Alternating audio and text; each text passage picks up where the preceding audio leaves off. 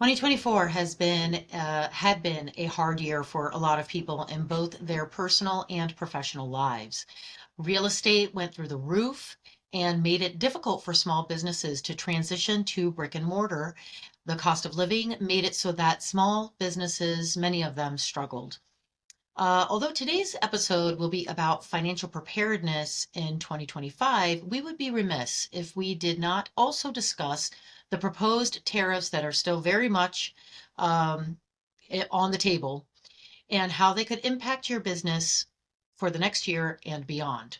So, buckle in and be prepared for a nice big episode in which we will discuss how those tariffs could potentially impact you and how to prepare yourself and your business for a more financially gainful 2025.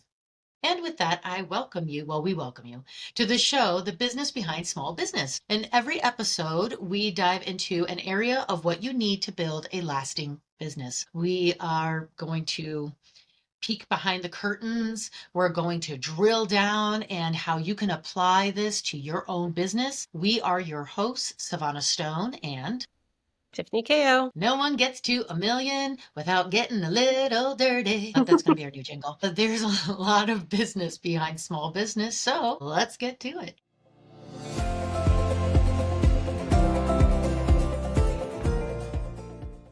All right. So Donald Trump. That's the Who that's the name loves of the tariffs. totally, totally. Loves tariffs. That was like He what I remember his interview. He was like, tariffs is how I love tariffs. yeah. I I was like, mean, okay, that's how he alrighty uses then. to have leverage. I guess. So his proposed tariffs uh, could have significant impact on U.S. trade and domestic businesses. So the proposal includes a universal 10 to 20% tariff on all imports and targeted tariffs of up to 60% on goods from China. These Oof, really tariffs coming are after China, huh? so much so. And I get it. I totally get it. But also, like, it took us nearly 100 years to get here. So we're not going to turn this ship around that quickly. I don't know. Anyway, but these tariffs are, we're going to get to what I mean by that. So these tariffs are part of an effort to promote domestic manufacturing. Cool. Reduce reliance on foreign suppliers. Totally cool. And address trade imbalances. I could support that. Trump also signaled potential tariff increases on imports from Mexico and Canada. This could complicate the existing agreements under the USMCA. The administration may even extend tariffs to the European Union, citing perceived trade advantages. I don't know. Now, since he introduced this plan, Trudeau, the PM of Canada, resigned from his post. The president of Mexico hinted at a retaliation if her and Trump are unable to come up with an agreement that benefit both countries. So right now, we're not besties. Like all three of us are not besties. So, as a reminder, we are sharing with you our perspectives based on the most recent information available to us. It is January 2025, so this is what we got so far. If things change after the airing of this broadcast that may affect the validity of our statements, please don't come at us. Please listen to Please listen to our show with that in mind and know that we are not in the business to sway you or persuade you. We want you to take the information and do what you think is best for your business's future. All references we make are taken from research, and the sites that we pulled the information from will be noted within our show notes. We are doing our best to be as mindful of our positions as we can. Hopefully, you will take this all and take it all in and use it to your best advantage. Just think about how it affects your business. It's all we're getting at. So don't Right. shoot us in the process. Please. Need to protect this. All right, so let's talk about the potential impacts on businesses. So I'm going to talk about product-based businesses and service-based businesses because that's really what we have, right? Those are the two main things that we got here.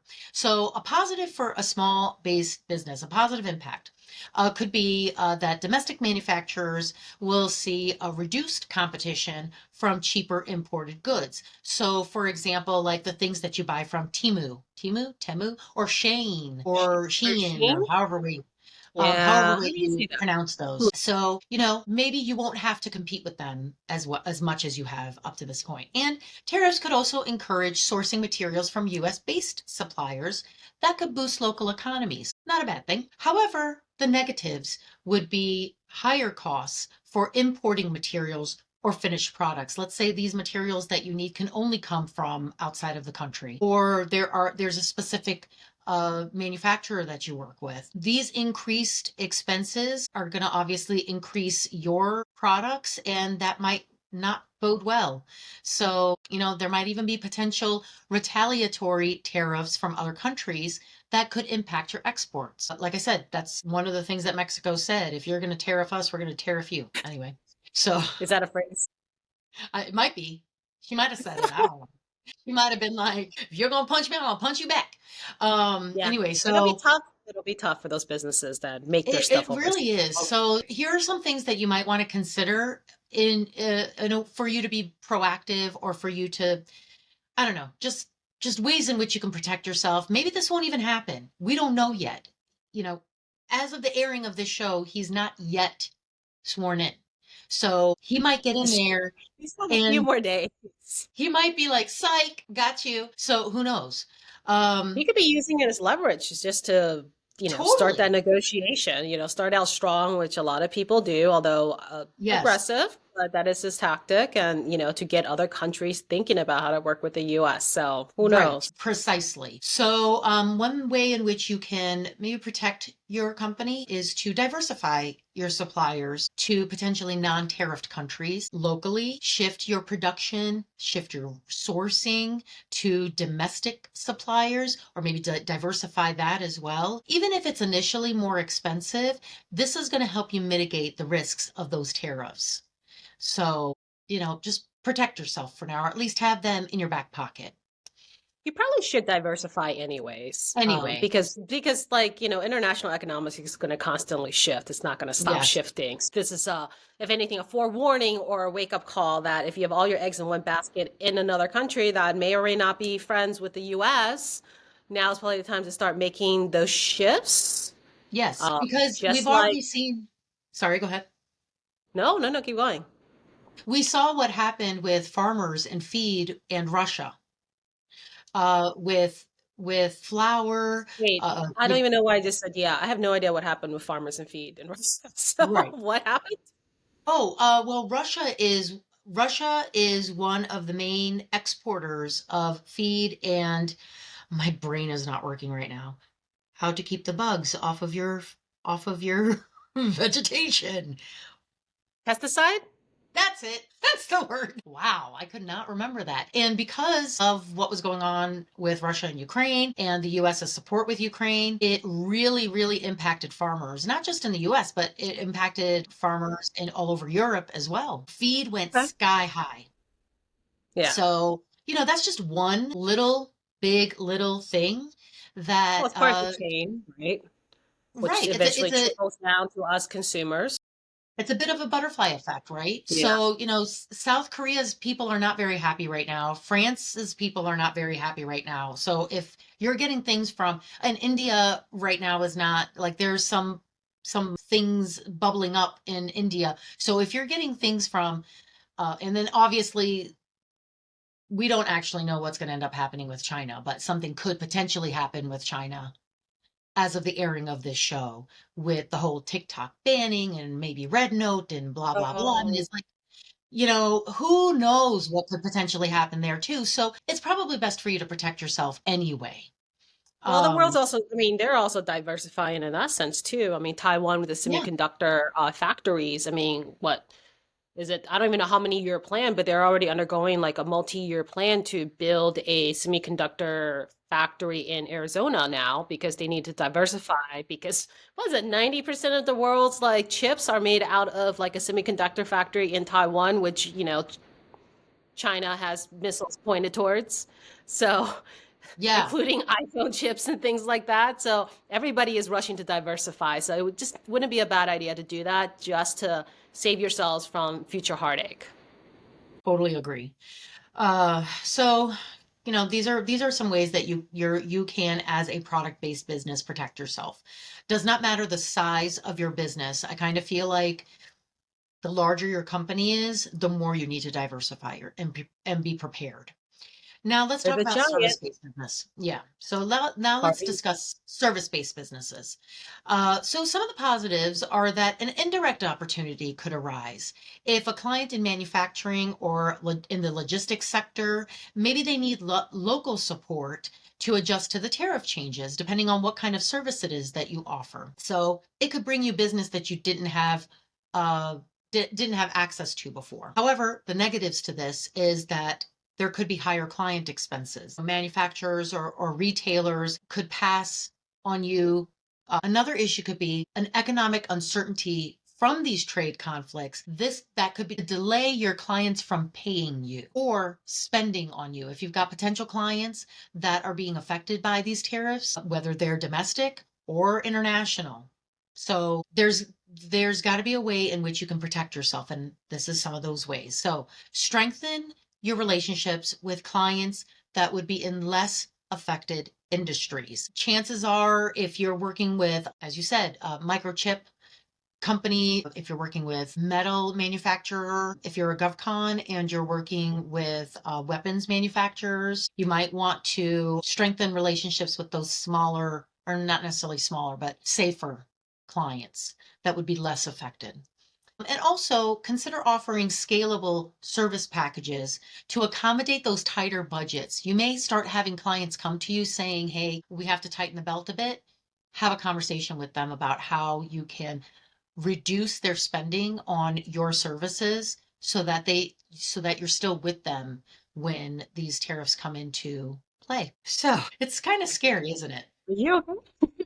Yeah. Are you getting stressed out talking about this? I am so stressed out. It is stressing me out because, my industry is a part of this too, unfortunately. My company works with government contractors, and I'm using some of these as real life potential issues that could happen. We work with local companies, but we also work with some international companies. Now, what's going to happen with them and their needs? It might not even be a negative impact on them, but maybe it makes people put Americans or the United States in a negative light, and they'd be like, I don't want to work with the people from the United States anymore. It could Hmm. lead to that as well. Granted, we're not talking about feelings here, but feelings are very much a big part of it as well. And however way the country's leader feels about the United States, it trickles down to the citizens as well. Well, I think import and export is such a big part of our economy. I think we don't even know all the repercussions because we don't see that end of it. We just consume, right? And so I don't know. Everybody will have to wait and see. But I think, just at least knowing what the potential impact could be is a good time to kind of just rethink the strategy and maybe try to mitigate the risk on your end yourself now. Yeah. Yeah. And this isn't the first time that Trump has either talked about tariffs or implemented tariffs because during his He did first it in his last term. Yes, during Yeah. his first presidential term, Yeah. he implemented tariffs on Chinese goods. And this led to significant disruptions, particularly in agriculture and electronics. So, for example, Harley Davidson faced higher production costs due to steel tariffs. This contributed to its decision to move some of its manufacturing overseas. On the other hand, China retaliated by imposing tariffs on American agricultural exports. And who did this affect? Farmers. Yep. So, a lot of people got hurt. So there are some positives to it, but there's also a lot of negatives. So we got to keep these in mind. So moving on from here, I want to talk about, well, do you want to discuss some of this before I move on to what other ways in which a small business can be impacted? What are your thoughts? What are your feelings? My thoughts on it generally, I mean, it's just, I think like more and more we're feeling like the international economic and political atmosphere affects our business and small business. And I think as I've gotten wiser over the years, I would like to think it's it's a little bit more apparent to me. And I think we're all like I guess most recently we can all feel the impact of inflation, and whether or not the cause of that is international. Of course, there's a difference there, but we are going to feel a rise in cost in some shape or form when a tariff goes in place. I do think that's the case, unless the government decides to provide some kind of credit to offset that. But most likely we're going to feel it, and Oh, it's a yes. trickle down effect. And I think like the way you're putting it is really interesting, because a lot of people, at least even when I was a little bit less wiser, I would think that, oh, this is like a big world issue. Like it has nothing to do with little old me and my little old business, and it's not going to impact us. But you're absolutely right. Like kind of what you said, you may not think that, but you're in a service-based business who works with clients who are then impacted by the international economy, in which impacts their revenue line, which then impacts their ability, their cash flow, which impacts their ability to pay you. So they'll either cut costs or they'll withhold payment from you, which then now impacts your cash flow and your revenue line. So Yes. it's just such a interdependent and just such a trickle down effect that I think if we can drive that point across with this episode, I think that's what we are attempting to do. That Yes. to help other small business owners kind of see that and don't think that they're so far removed, because that degree of separation is a lot smaller than we think. So I thought about this. I thought about when I was writing the script, which I mean, I think everyone knows behind the scenes that there's got to be a script. When I was writing out our script and writing out our outlines, I was thinking about what I talked about in the beginning of our discussion about how a service-based business or a product-based business could be affected. But then I was thinking, well, how can I really truly connect this to our listeners? I want to give everyone a real time or a real example. So Right. I decided to create two examples. I'm using a web design studio as a service-based business scenario so that hopefully those of you in a service-based business can really feel connected to what kind of positive and negative impacts this could potentially have on you. So we're going to use a scenario, as I said, of a web-based,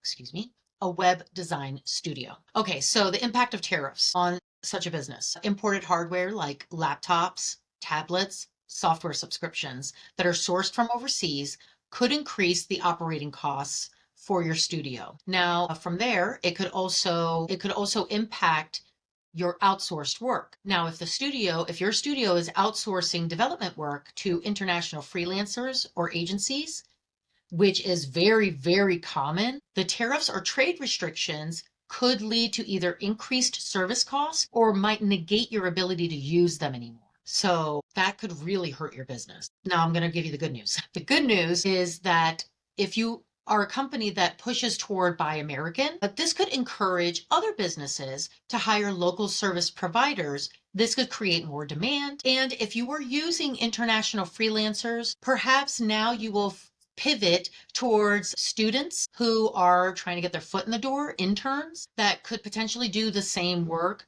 potentially for the same cost, same price that you were paying the international freelancers for. And now you'll be less dependent on imports. Your service-based business, your web design studio, doesn't typically require a lot of physical goods. So the overall impact of the tariff could be limited for you. So that sounds good, right? Now I'm going to go back to the higher prices for the imported laptops, tablets, or any other essential tools that you use. This could start eating into your profit margins. This might not even just be your profit margins. If you are renting a studio, or rather if you are leasing a space for your studio and that is maybe owned by an outside company, which a lot of businesses, or rather a lot of buildings are owned by international companies, this could potentially impact you. Many software as a service, SaaS tools are built internationally, and now that could become more expensive. And a client who is being affected by tariffs might then decide that they don't find you to be an essential. You're not essential anymore to them.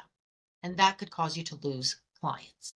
So if you are a web design studio, or if you are in, as I had said before, marketing or bookkeeping, I feel like you can plug and play any kind of service-based business, right? So what can you do? You can buy refurbished equipment. So you could save on your hardware by purchasing a refurbished laptop from trusted suppliers. You could replace expensive software with free or low cost open source alternatives like Adobe Photoshop. You can secure recurring revenues by locking in existing clients with discounted annual packages. Now, I know that a lot of this is repetitive, some of the things that I mentioned before, but here I'm giving you more of a real world business issue that you can mitigate in some ways, navigate around. So next, I'm going to talk about a product-based company, and I thought of using a furniture store because I feel like furniture comes from both local and international uh, places, from wholesalers. Tariffs on imported raw materials like wood, metal, even textiles, it could totally drive up the production cost. If your business is relying on imported tools or finishing components, your costs are going to rise exponentially. The good news is that customers may start to turn to local furniture stores as opposed to buying internationally. And when I say international, I don't mean that they're going to an international company. I mean, it could even be something like Amazon. Maybe they're not going to buy from Amazon or Wayfair anymore. Now they're going to walk into your store. Also, you get an opportunity to say this is 100% American made, and this could be your positioning your product that way could be a great way for you to market your business and market your product in ways that maybe you didn't have as much leverage in. So, I don't want to focus too much on how your margins may shrink. However, if it is possible for you to pass some of these costs onto your customers without reducing demand, especially in a competitive market, you may want to consider that or see if you can find alternatives in order to protect your company. And also consider implementing a recycling program for leftover materials so that you can repurpose them into smaller products or promotional products. So yeah, I think that every company needs to start considering how to protect themselves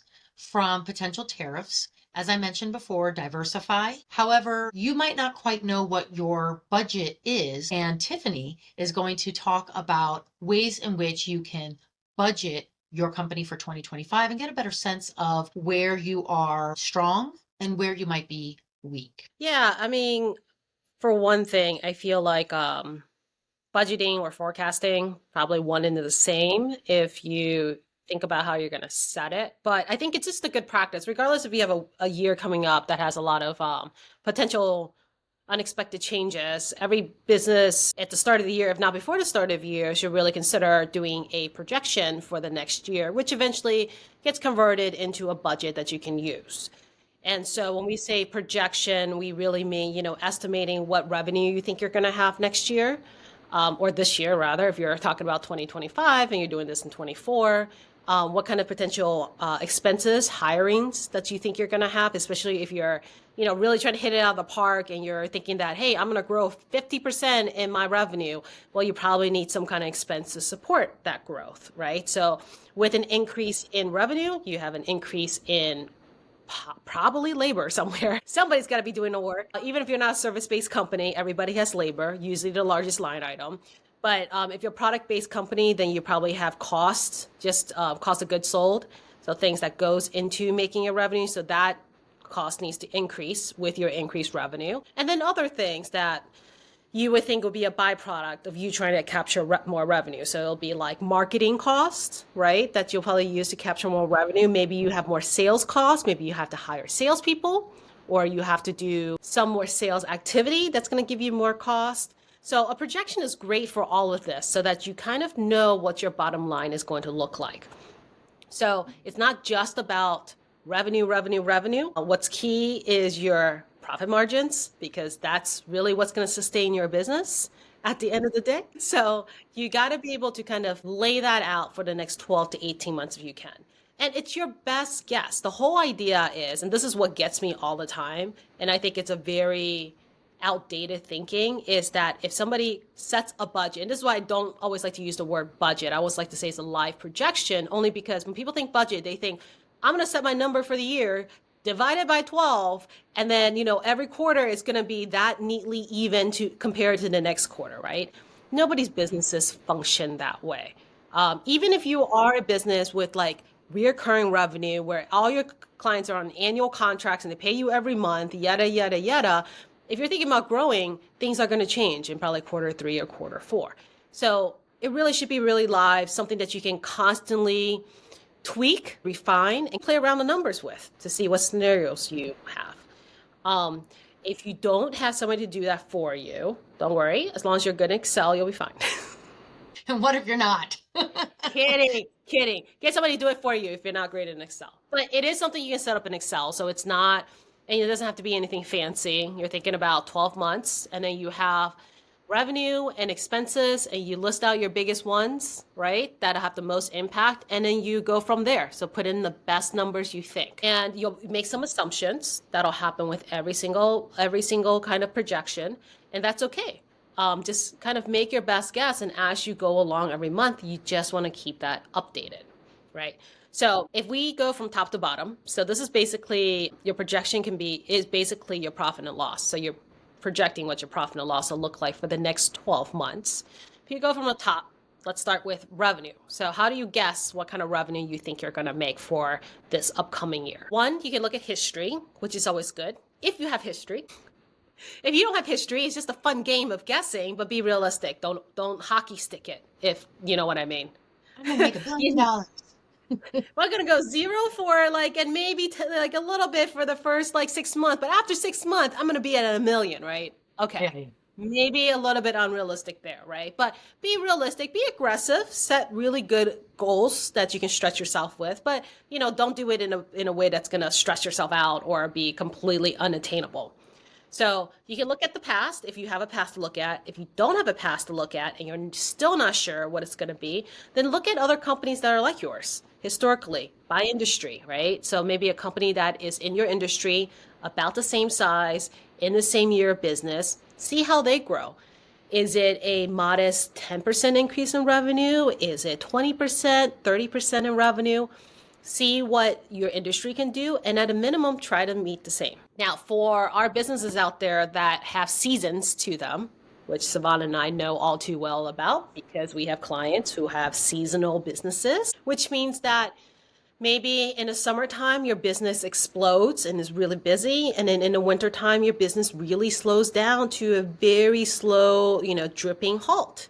That's okay. Work that into your projection, right? Work it so that maybe you take, let's just nice round numbers. Maybe you want to make $1 million in revenue next year. Well, when you set up your projections month by month, make sure that maybe quarter two, those months are making a lot more revenue out of that $1 million. Maybe you make 50% of your revenue quarter two and quarter three. So that's what you would want to do for your projection, is to put in quarter two and quarter three, $500,000 total. And then the other of it, is split between the other quarters. Although I guess we should say 75%. Otherwise, that's half the year. Right. You know what I mean? I know. They know. They know what I mean. Yes, exactly. So that's, certainly something that you can do on your own. And like I said, just kind of be realistic about it. It's kind of fun to play with numbers, but it is a real business after all. So let's talk about the expenses. So there is cost of goods or cost of services. And then there is also your regular day-to-day overhead expenses. So if we talk about cost of goods, like we said, if you are increasing your revenue, your cost of goods probably should go up with it. Otherwise, that's a great business model to be in if your revenue can go up, but your cost doesn't have to. Right. Where do I do that at? Yeah, if you have that business, feel free to drop us a note and let us know what business you're in, because that was amazing. Right? So the cost is usually people are I feel like usually business owners are pretty good about estimating their costs because they can tell exactly what goes into providing their service or their product. So that's a pretty tangible estimate that most people can make. I think where it gets a little fuzzy is everything beyond that. So how do you estimate the cost of what it takes to run your business? So there's some basic categories of cost in there. We can talk about sales and marketing. So if you think you're going to increase your revenue, your sales and marketing is probably going to increase with it. And some of that goes into, I think, Savannah, you have so kindly mentioned this in our script. If nobody knows we have a script, right? But there is a customer acquisition cost, right? And a lot of that is sales and marketing. How much do you have to pay to get every new customer to increase your revenue by how much you want to that year? Yes. So that is part of a cost that you want to consider. The other cost you want to consider beyond that is also, well, it depends on you. Some people break out business development costs. Maybe you want to break that out, but I like to lump it all within sales and marketing mostly because it just kind of makes sense. There is also your back office cost. Yes. So your accountants, your lawyers, your HR, if you have people, those kind of costs may or may not fluctuate. So if you have your accountant locked in a nice flat monthly retainer, then, it's to your benefit because as your business increases and gets busier, maybe their retainer will stay the same. Same thing for your legal costs and the HR cost. HR probably will increase if you decide you want to hire more people. And then your legal costs, I don't know, depends on what, maybe like in the middle of the year, you decide that you may need to go out and say contract for a property or something like that that requires an extra legal advice. Then those kind of costs would increase. And so these are things that you can put in your projection so you can really time it if you do know what month it's going to happen. And you can see exactly what your margins will look like for that. You could put those under professional fees because you might But have, an attorney, you might have an accountant, you might have yeah. and if you're purchasing land or a building or whatever, you might have a real estate agent. Mhm. So, whatever those professional fees are, that that to me is a part of it. Also, to consider when you have client acquisition, there's also what it costs you to pay your team to onboard that new client, because Mhm. oftentimes you're the one who's absorbing that cost. Not You're not necessarily charging the client to onboard themselves. So remember to keep that in mind. Yeah, you aren't. I mean, in an ideal world, you're building that into your cost already. Like you're building that into your pricing. And I think that's also the Right, thing that right. brings up a good point that if you're sitting there and you're kind of diligently, and mind you, this is a big brain exercise, right? It is Yeah. exhausting and it is hard sometimes, especially if you're not used to doing it. So I would strongly advise our listeners and any business owners to really have somebody do this with you, somebody who is well versed in finance for small businesses to walk you through this and do it with you to kind of test the assumptions and the estimates you're making so you get something accurate. But for business owners who are pretty diligent about this is the reason, this type of exercise is the reason why they know how much the cost really is to service every customer because they see it and eventually they'll adjust their prices and they'll adjust the prices to be able to capture some of this onboarding costs to the customer and be able to still make good margins. But you only know that if you're measuring it and you're actually looking at your numbers regularly. Right, right. Because you could also be, if you're just throwing a number out in the air and thinking this sounds like a good amount to charge people, you don't really know whether or not you're making anything at all, or if you're not getting clients, maybe you're overpriced. It's true, right? And that's why historicals are great. I think that, we all know that accounting is a lagging indicator. I hear that all the time. And it's Hmm. true. It's about keeping score of what already happened. But history can serve great lessons if one, you're capturing the information and data points correctly to look back and be like, what went well and what didn't go well. So then you can put it into your projections for the new year and adjust as necessary. This is where numbers really work for you. And I think a lot of people lose out on that opportunity because one, they're not scorekeeping the past well. So chalk it up to either haphazard bookkeeping or just not great accounting support. And then two, they don't want to take the effort and the real hard work to project for the new year and ask themselves the hard questions. How much are you going to grow? Can you realistically support it? Do you need to hire more people? How much is that going to cost you? All of that should go into your projection. Speaking of how much things are going to cost you, the other thing that a lot of people underestimate that should be in the projection and also part of their cost is fringe. So that's also one of the cost categories is fringe, which is the employer taxes you have to pay for having employees, the PTO and holidays that you pay your employees as a benefit. These are all costs to your business. Yep. Um, And if you are not capturing that separately or correctly, like if you just think, I'm going to have a contract here and, Susie is going to support this contract. She only cost me about $45 an hour. No, no, no. Susie cost you about like $55, $60 an hour in real life. After you add in all the taxes and benefits, if you're not using that to decide what your prices are, then you're basically eating that cost. Probably cost you Yeah. cannot. I know it's not perfect math and I get this, but in my head, I always just double. So if I'm gonna, I don't know, if I'm gonna pay somebody $25, I know that it's gonna cost me an extra $25. So it's really more like $50. Can I afford $50 an hour? That using that hourly as an example to make it a little more, to make it make a little bit more sense, but I always double it Right. in my head because Yeah. it's not just to me, it's not just the taxes and all that, but there's also the times Training. when, yeah, there are the times when maybe they shoot you an email or they walk into the office and be like, I'm not 100% sure on how to do this. Can you show me? And you're training them on your dime, something that they don't know how to do, like little things like that. Um, Yeah. It so adds yeah, up. Yeah. it And really, that's really why, does.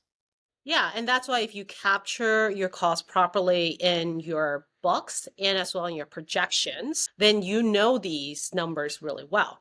Hmm. And last but not least, to just tie it back to the whole tariff conversation we're having, if you know some big event is coming down the road, you can use your projections to basically play scenarios and see, hey, what would it look like if, let's say, in August, the tariff goes into play and we see the trickle down effect by November?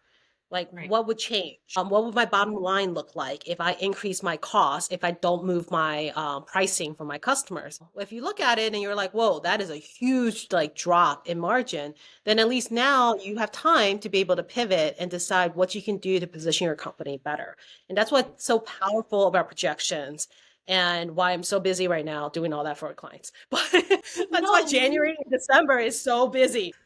it is such a beneficial way in protecting your company because I remember during COVID, that January and February, I did what I normally do, which is my budgeting for well, at the time, 2020. And when everything shut down, I was worried that many of my business clients were going to go out of business. And so I changed the numbers in order to see how well we can float. Turned out to be a more profitable year for me than I thought it was going to be. So it was a happy surprise. But I did protect myself through that budgeting exercise just in case things did not turn out as well as I thought, as like if I thought they were not going to turn out well whatsoever, and I was wrong. But it's okay for me to be wrong in that way. But, you know, I think Yeah, it's you good were for you wrong to in the right way. I was wrong in the right way. I was wrong That's because right. I thought I was going to lose so much business. And so I prepared my company for that, ended up getting a Yeah, lot of business out of it. But that's what yeah. I'm saying with these tariffs, much better for you to be over prepared. And then what if it turns out nothing like that? That's okay. You're over prepared. For the better. Yeah. Yeah. Hmm. And it's like a safe environment to play with your numbers because at the end of the day, business is business. Business is about money. Business is about profit. If you don't even know your numbers, which is what business is based on, Yes. then Hmm. how, you're just waiting for blind luck, Yes. which is a terrible position to be in and completely unnecessary. And Yes. the last thing I will say about this is if you have never done a cash flow projection, not cash flow projection, I'm sorry, if you've never done a P&L projection before, then, you start simple. You don't have to go into all the various categories. Just go with the big categories and start playing with the numbers and then have that discussion with whoever on your side that you feel comfortable to talk about small business finance with. So that could be your CPA, that could be a very well-versed bookkeeper or accountant. But if anything, I would say this is just always a great exercise to do with somebody else because your head could be a very optimistic place. It can. It could also be a very pessimistic place, right? Like it could True. be you're going to be looking at your company from the inside out, and you need somebody who's looking at it from the outside in. Yes, somebody who is So, objective. So, right, so give it a exactly. try, right? And Agree. see where it takes you, but highly recommended. Yes, I absolutely highly recommend it as well. And to that point, I think that you should also consider taxes because there are a lot of businesses out there that maybe do not pay employees through payroll and end up, or conventional payroll that end up owing a ton in payroll tax. Sales tax might not be set up correctly. Maybe even payroll taxes are not set up correctly. Whatever it may be, these are hidden costs that come and bite you in the butt. So take those into consideration as well. Well, I would say that one of the bigger, well, it depends on what you have. The property tax may also be a consideration and your local Mm-hmm. tax. But then we get into a little bit of cash flow discussion when we talk about income or business tax. So not to overcomplicate it, but at least No, figure out what the bottom line is supposed to look like. right, right, right. Well, the only reason why I say tax is because I have had clients who have not taken tax into consideration, and then they're like, "Oh, that's not the right number." So that's what I mean, Yeah. without being Well, too employer specific. taxes can really add up. Yes, absolutely. All right. So in each episode, we like to connect a famous example to our discussion to help you relate our talking points on a more global, well-recognized scale, revealing the dots between the living room startup and the success story on the cover of Forbes. Sometimes we use exact examples of either famous persons or successful persons, rather successful business owners of today or in history. And sometimes we just use examples of people or situations, experiences that have inspired us and have inspired today's discussion. All right, this is a fun one. Let's talk about Cuban cigars. We all know Cuban cigars are a little hard to come by, especially here in the States. But did you know in the 1960s, there was actually an embargo on Cuban cigars because of a rift between Castro and Kennedy? What do you mean? A I know, president right? doesn't like another president? What do you know? I swear, we're all just chess pieces in their games. But anyway, In the 60s, the Cuban government actually nationalized US owned properties, leading to the US government to retaliate with trade and travel restrictions. So, just for everybody who doesn't know, nationalized means that the government basically took back the properties that were owned by US within their country.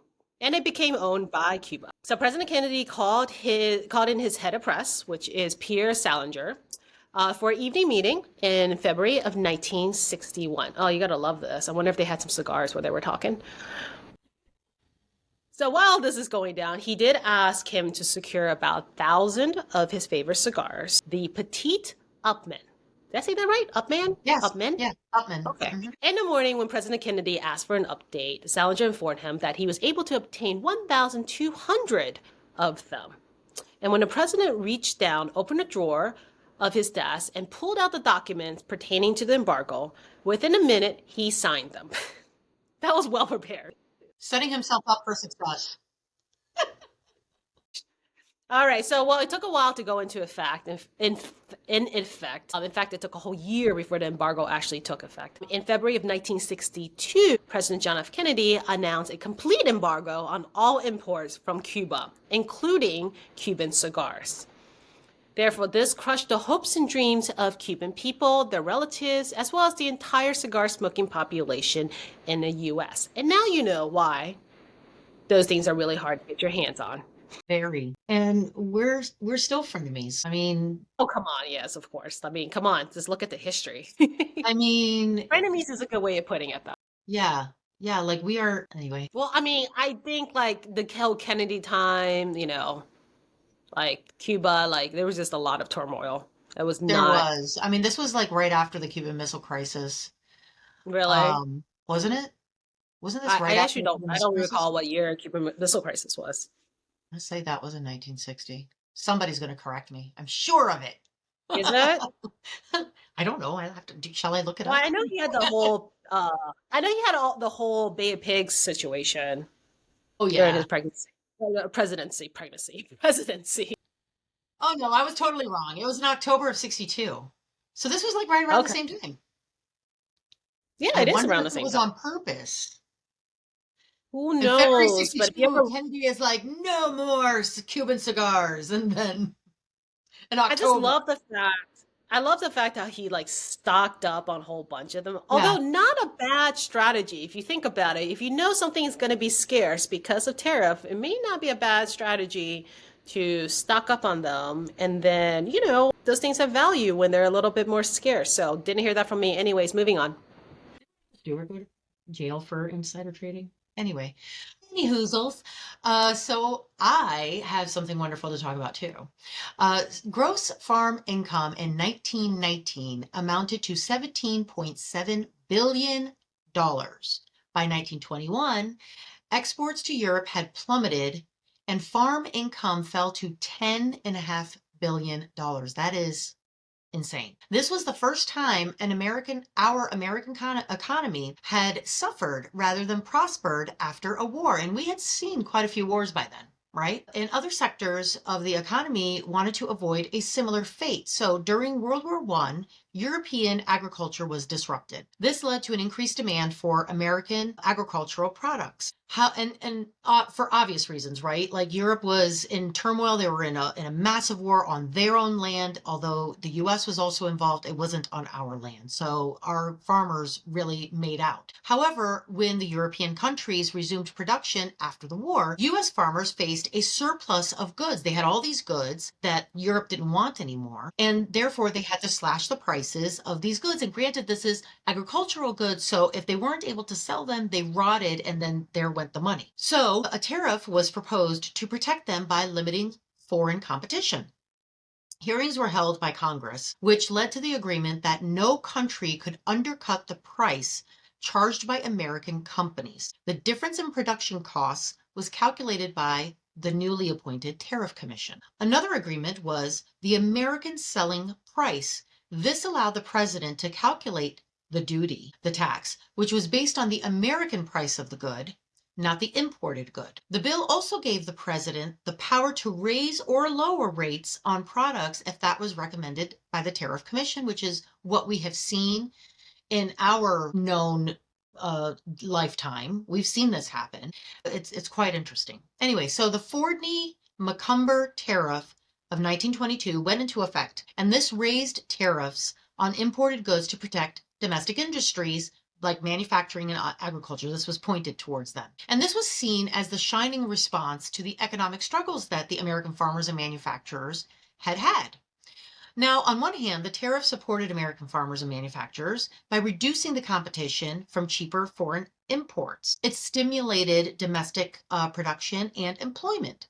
However, on the other hand, other nations responded by imposing tariffs on American goods because they were like, excuse me, sir, if you're going to raise the prices on us, we're going to raise the prices on you. And this was pointed towards agricultural products. Now, these policies worsened international economic conditions. It contributed to global trade instability, and many historians and economists say that this was the link to the Great Depression, which I believe.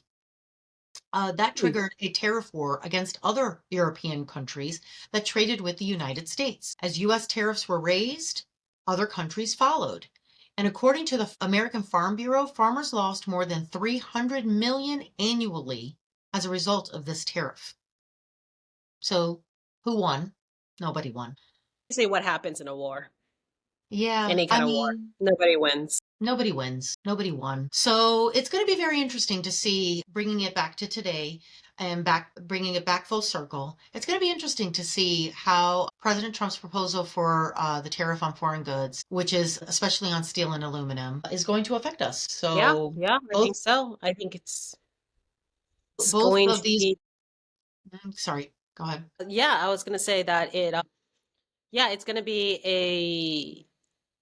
I want to say it's unprecedented, but I feel like it is definitely something we haven't seen before. So it is history in the making of what will happen, especially since everything is so volatile as far as the relationship between the countries, like the major Right, countries. So, and I mean, come on, US and China has always been on this, totally. precipice of love and hate. Well, love and hate China, love and hate India, love and hate Russia, love and hate Cuba, love and hate Germany, love and hate there's so many countries that we really should be playing better in the sandbox with. So I don't know. I kind of feel like both the policies that he's recommending or he's pushing and the policies of yore are both illustrations, I guess, of the tension between short term domestic benefits and long Mhm. term global consequences. Yeah, and you're really hoping, and I haven't heard too much about the other side of it, is you're really hoping that some part of that plan is an offset somewhere,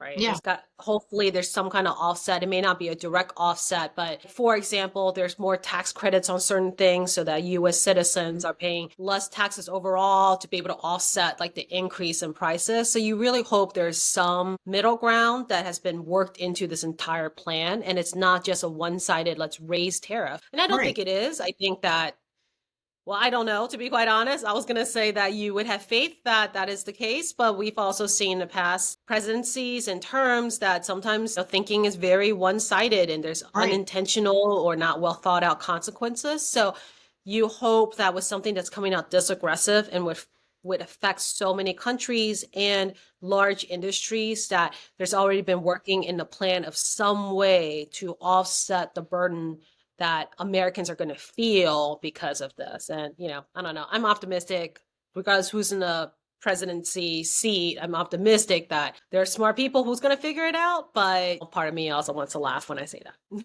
I know, So right? Like my blueberries we'll already know. cost too damn much. I cannot afford $10 blueberries. And Please just, make the cost of hope these for things go the best. Hope for the best, but plan for the worst. Make down. sure you do Totally. your projections for for your company and for your life, for Absolutely. yourself too. You do it for your Exactly. personal side too. Yes, do it both ways. So, Yep. And in saying that, there is a saying that goes, put your money where your mouth is. And so we're going to drill down a little bit further and connect what we've discussed at a granular level to tangible sources you can take to get you to that next level. Have you any suggestions? yeah, I was just kind of thinking about it. I mean, for listeners who are kind of like, where do I even start with these kind of projections? Easiest way, assuming the fact that your books don't suck, right, is I would just print out from your QuickBooks, which is probably what most people are using, is a 12-month P&L month by month. So run it for January 1st, 2024 through December 31st, 2024. Run it so that it totals by month. Export that, take out the numbers, and put new numbers in for 2020. That might be the easiest way to just kind of start your, you know, foray into making your own projections. I agree. I agree. I also suggest that you do that. I also find if you want to do this kind of projection that is going to include your personal as well, or you can just set up your business on it. Rocket Money is a great app to use to help you find and identify areas in which you could save money. I've been using the Rocket Money app for about a month now just to kind of test it out. I really like it. It tells you how much each of your subscriptions are costing you. Could you maybe let this one go or that one go? Hey, did you know that you're paying for two different Apple subscriptions? It also alerts you when there's a large expense coming up. There's a lot of Nice. ways you can use. Yeah, Rocket Money is really great for the average person to learn how to budget better because I can't Is it expect just every personal or is it Rocket business Money. too? No, no, no. I have both my business and my personal connected to it. Got it. Very nice. Yeah, and I have always, so for me, for example, we're remote, right? So I have always thought so long as I spend less than what rent would be, I'm okay, right? Because I pay for a lot of different things for us to be remote. And there were some expenses that I was like, maybe I don't need that. Maybe I don't need that. I always thought I needed that, but maybe I don't. Wow. Like I am paying more than I would be paying for in rent. So I have cut out some subscriptions that I'm like, oh my gosh, I forgot all about that. When was the last time I got charged for that? That kind of stuff. It's really cool. I really like it. Obviously do your own research on Rocket Money, but it is connected to more. It is connected to like all of that. It's just like how QuickBooks is part of the Intuit family. Right. So, if you're looking to buy a new place or if you're looking to invest, you can also put goals in there. So you can put a goal in there that your goal is to be able to purchase a thing, or your goal is to have X amount of money in the bank. Whatever your goal is, it has a few different things that you can set it up as and break it down in quarters or months. I want to make X amount by this month. So you can use both the spreadsheet and the Mm. app to break it down in more consumable ways for you and not stress you out. but really, really prepare you for what may or may not happen. Either way, you're right. Prepare, prepare, prepare, and just expect the worst. Prepare for the best. Let's see if that'll be the Prepare theme for of the this worst. year. Expect the best. Huh? I say that could be the theme for the year, is to be For sure. prepared. Absolutely. Yes. So, and on that note, please hit the like buttons and the follow buttons and all of the thing buttons and tell all of your friends about us. Our show is on all of your preferred podcast platforms, social media, and YouTube. Not quite sure about TikTok right now, so we'll get back to you on that. But we'd love for you to also share our episodes. All of our links are posted below. And until next time, mind your business behind your business. Like I said, I'm going to come out with a jingle because all great successes start small. Thank you. Bye bye. Bye.